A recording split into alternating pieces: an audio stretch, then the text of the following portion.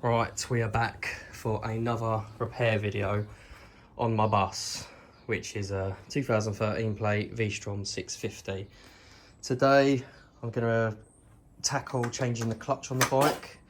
Now, the bike has only done, I say only, but what's it done? 45,857 miles, and the clutch has started to slip.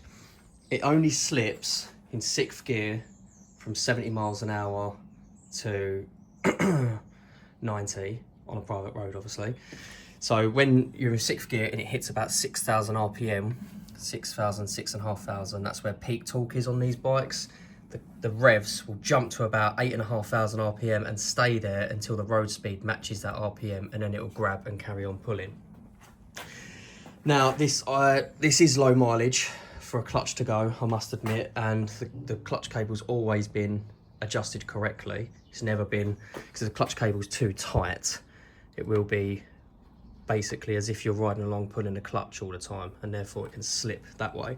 That's not happened, so I assume maybe the previous owner potentially has either ridden the clutch really hard, or it has had the wrong oil put in at some stage of its life, like car oil, and it's caused it to contaminate the friction discs, and therefore it started to slip.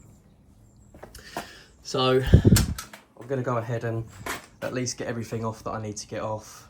The clutch isn't even here yet, so I'm just going to get it all stripped down, ready for the new clutch when it turns up. It should be today actually, or maybe tomorrow the clutch turns up. But I have tried everything, so when it did start to slip, I pulled over on the side of the road, and basically I popped this cover off and I backed the clutch cable right off, so there was maximum slack in the cable, just to prove to myself that it wasn't adjustment issues causing the clutch to slip.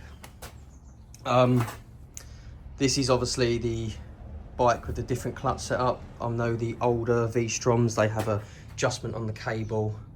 So you have adjustment here, you have a slight adjustment there, on this type anyway. And you have, on the older V-Stroms, you also have adjustment behind the sprocket cover. It's like a little worm gear, or like a different type. If you go on a forum, they should explain to you how to adjust all the clutch cable. So if you do have clutch slip issues, try the adjustment first in the cable. If it's still doing it, then you have to look into it further. I'm pretty sure that either the clutch springs in mine have got to a stage where they've compressed a little bit and they're out of tolerance, it's not squeezing the clutch basket up enough, or the friction discs are contaminated. I'd be very surprised at this mileage if when I measure the friction discs, that they're below spec, but you never know. Anyway, I'm going to start off by draining the coolant, just this drain bolt here, and I'm going to drain the oil also. I haven't warmed the engine up at all because I am going to put the old coolant and the old oil back in, because I only changed the oil about 1,000 miles ago. I've always run good oil on these bikes, a Seal Clean Comp 4 1040. So it isn't oil issues that's causing the clutch to slip. It's something else, which we're about to find out when we take it apart. Anyway, let's get that coolant drained. Alright, so I'm going to go ahead and undo that drain bolt, but before I've done that, I've just gone down there and took the radiator cap off. Just reach down there and it just unscrews. That's just like let some air in whilst I'm draining. Using my little tripod this time.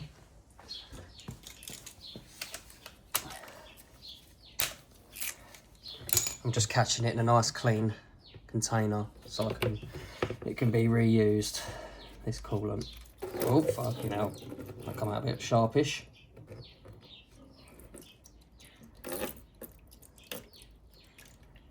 I thought that drain bolt was a bit longer than that. Alright, now the coolant's drained out, what I'm going to do is, just to make my life a bit easier, I'm just going to get this plastic engine guard off. I think it'll make my life a bit easier removing this clutch cover here. Foot peg also has to come off, but first I'm going to get this off and then drain the oil.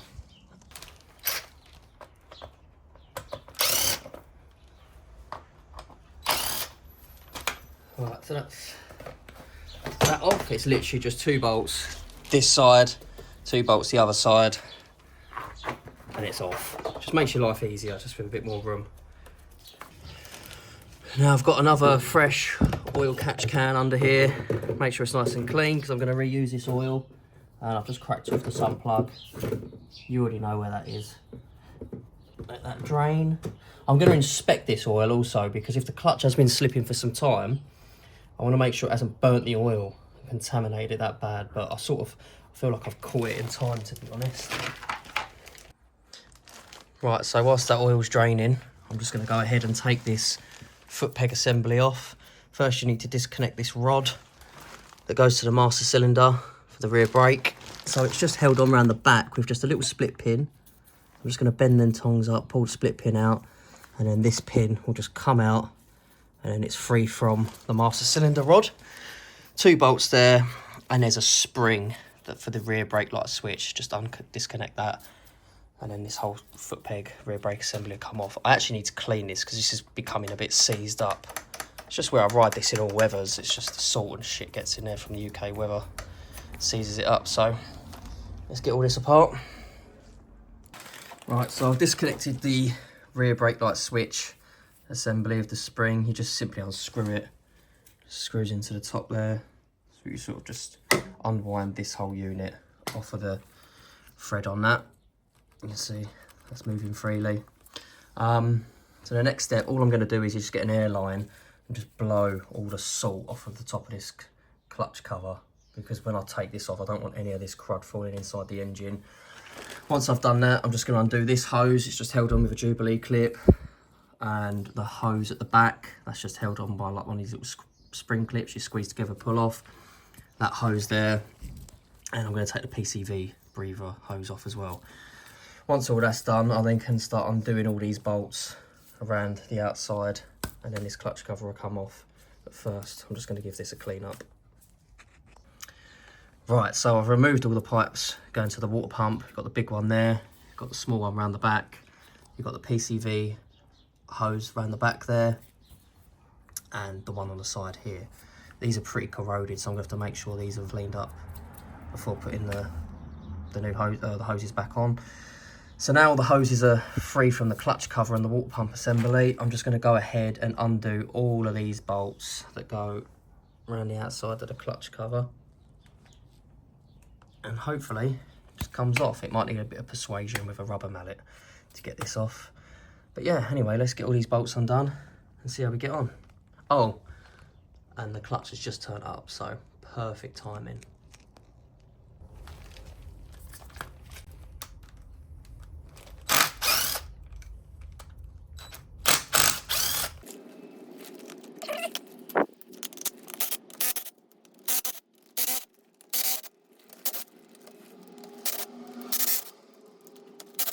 That's them all undone. I'm just going to give it a little, yeah, that's stuck on there, so I'm going to have to give it a little tap with a rubber mallet and we'll be able to get it off. Right, so I've got the clutch cover off. It did take a bit of persuasion, like to get in there at the bottom. Where did I leave her? Oh, this little notch here. Oh, sorry, that one there. Leave it against that. Against here with a pry bar, so I sort of went in like that and popped off. Once you break the bottom loose, you can sort of wiggle it and get the top off. Obviously, you're going to need a new gasket when doing this, because the old one starts to disintegrate as soon as you take it off. So all I'm going to do now, before I start cleaning all this up, I'm just going to get this clutch off. So I'm just going to undo these Allen key bolts in the centre here. I'm going to do it diagonally, a little bit at a time, because this is under spring pressure. I want to make sure I take it off nice and evenly. And all it is just an Allen key there. So I'm going to get this off now, and then this will expose the clutch plates.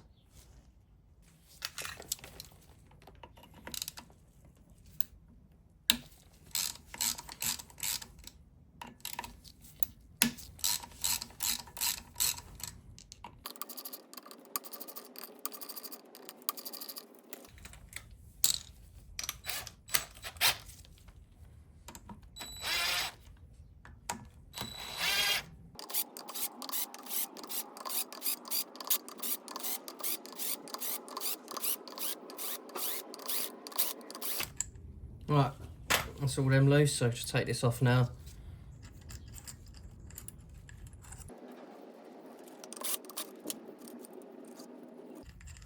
Now I suspect these springs are below the service limit. I reckon. Might not be correct, but we'll see. We'll measure it all, see what it comes out as. Now this should come out like so.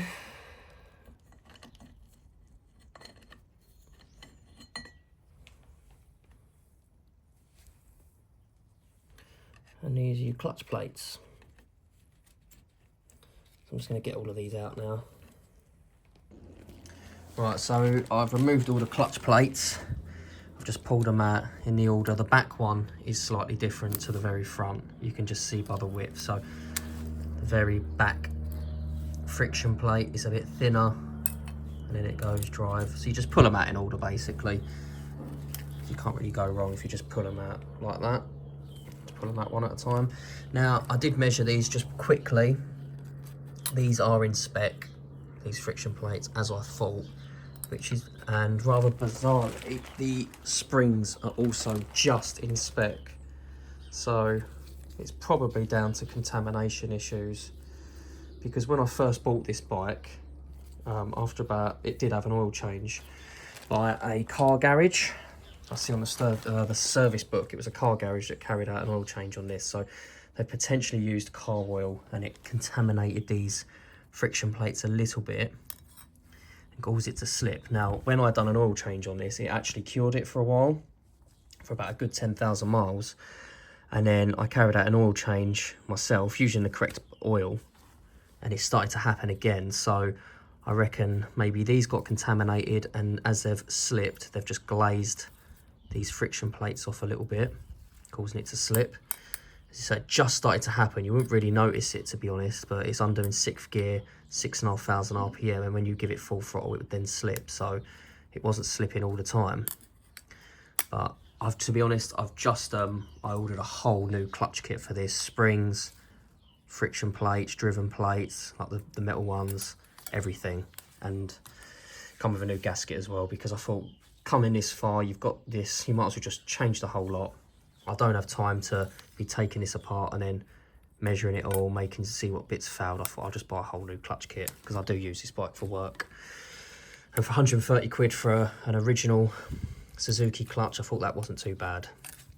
So what I'm going to do now, I've inspected this clutch release bearing. I mean, this bearing just comes off of the shaft. It's good idea to just pull this off and give this a little inspect it, make sure the roller bearings are all good, the cage is all intact, which it is. So I'm going to just pop that back in there. It all moves nice and freely. I'm just going to open up the new clutch, dip the new friction plates and the steel plates in oil, slide them in, and then start boxing it all up. This is going to need a good clean up for the new gasket to seal properly. But first, let's get this clutch boxed up. So this is the kit I've got. Put there, that's the part number. Come with absolutely everything. Even come with a little pack of Haribos, look. Never seen that before. But yeah, I've got all new springs, new gasket, all new friction plates, steel plates, they're all genuine. For 130 quid, to be honest, you can't really argue.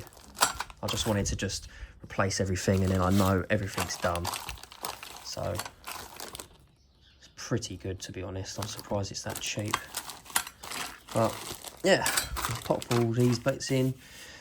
When putting these in the new clutch basket, you're going to want to put some oil on these. I'm just going to use some of the old engine oil, just dip that in there.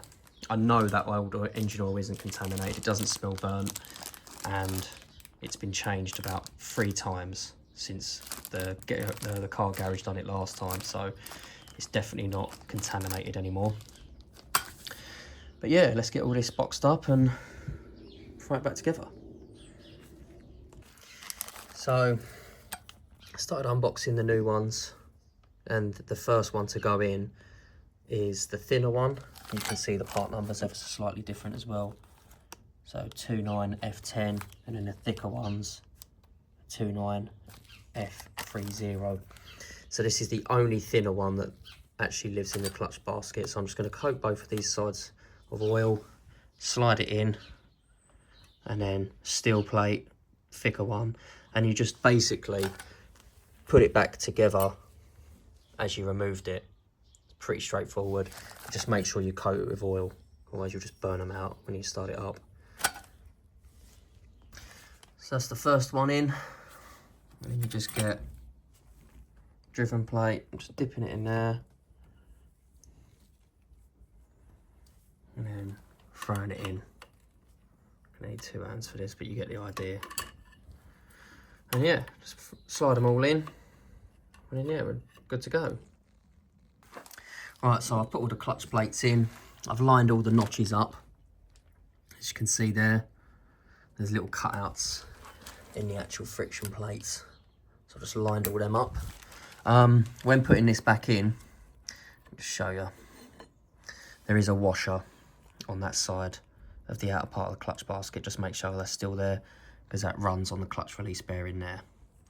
So once that's in, you just pop that on there like so.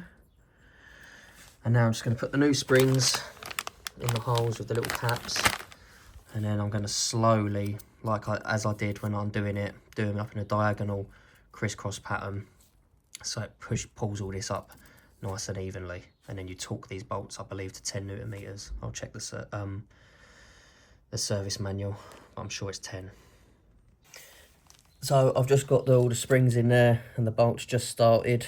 So what I'm going to do is, my old impact, you can do this by hand, but I'm just going to do it slowly with an impact and do it, pull them in nice and evenly.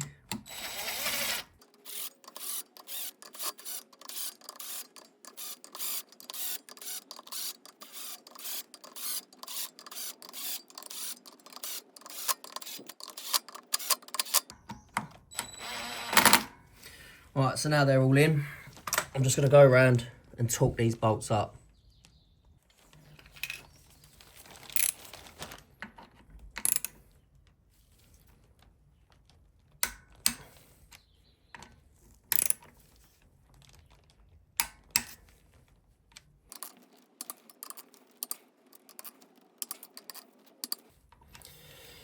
Right, so they're all torqued up.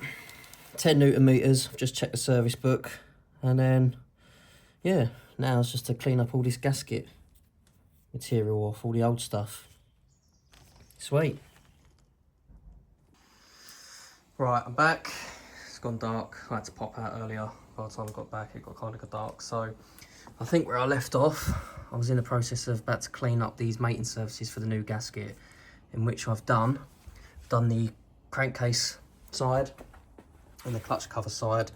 Now this was a massive pain in the arse to get all that old gasket off. I'm not going to lie, it took me bloody ages. I used a brand new blade. I'm trying to be very careful. You do not want to scratch any of this mating surface at all, otherwise it will just leak oil if you scratch it. It only takes a tiny little scratch as well. So I made sure I just got under there and scratched or scraped off all the old gasket, and any little tiny bits left, I used just some Scotch pad just to sort of rub against it. And anything that fell in, I sort of used some brake cleaner just to clean all of this out. And I've done the same for the crankcase side as well. This was by far the longest and tedious part of this job, just trying to remove the old gasket. Once it's all removed, I've put the dowels back in and I've degreased all of the mating surfaces. And I also cleaned up, whilst this clutch cover was off, all these pipes where the coolant hoses go on as well. Just use some of that Scotch-Brite to clean all that up.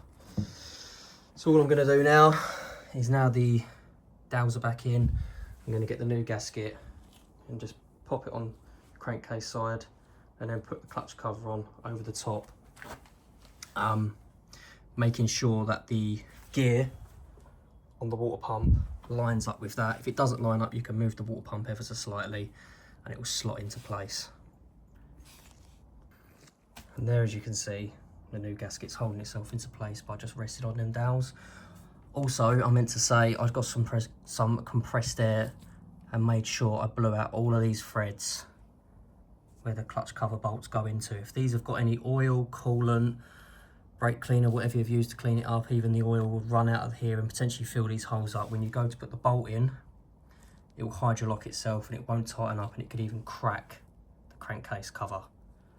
And that's a big deal. So just make sure you get some air, make sure all of these holes are nice and clean, there's no fluid laying in there, no dirt, no debris, and you're good to go. I'm just going to pop the clutch cover on now.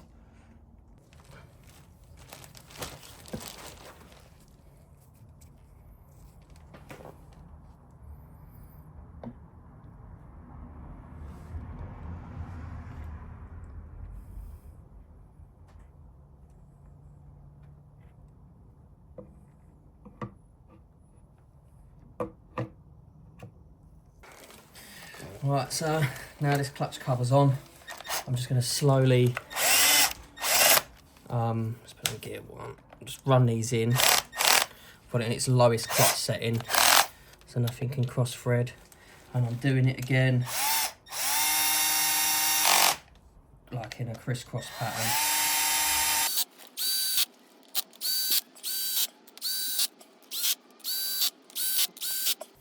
Right, I'm going to go around and torque all these up to 11 Newton meters, all these outer clutch cover bolts and stuff like that.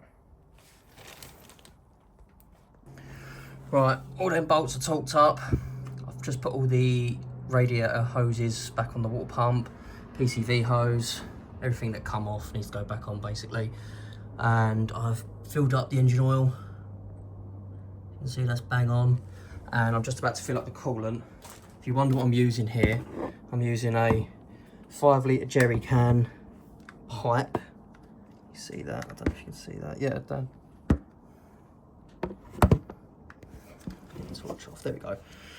Right, radiator caps off. I'm using a 5 litre jerry can pipe up into a funnel, and I can just pour it in there. It's quite hard to get it in, otherwise you have to really, to be honest, take this side plastic cover off, but I can't be bothered. I've done it like this before, it works perfect. So I'm going to chuck the old coolant back in, run it up, bleed it out, and then I'll have to get it up to temperature, check for any leaks. So I've just got back off a longish test ride, and it's absolutely perfect now. It does not slip at all in 6th gear. And so before, when I'm going on a test ride, I had to bring up some slack in the cable by adjusting the clutch cable here. Just back off that nut, wind this back out a little bit, nip the nut up, it's perfect. Got the perfect amount of free play in the clutch now. And obviously I made sure that the coolant drain bolt was tight, and the sump plug was also tight before going on a test ride. And I've also checked for any leaks, and it's dry as a bone, so it's absolutely perfect.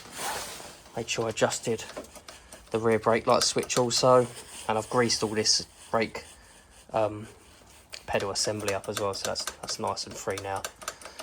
But yeah, I'm well happy with the result. I'm not too sure, I'll have to properly measure all the old clutch, the springs and all the plates, but when comparing the new springs to the old springs, the new springs were much more better spec. So they were actually out more, whereas the old spring, they're obviously just got a bit lazy and they ain't springing out enough. So I'd reckon it's a mixture of springs getting lazy and contaminated clutch plates that was causing the issue. But it's absolutely perfect now. Cooling system's all bled out also, so that's all good. But yeah, hope you enjoyed the video, and let's give you a little insight of how to change a clutch on a Suzuki V-Strom 650. It's actually not hard at all. The worst bit is cleaning all that gasket material off, but other than that, pretty easy. Anyway, cheers gents, see you on the next one.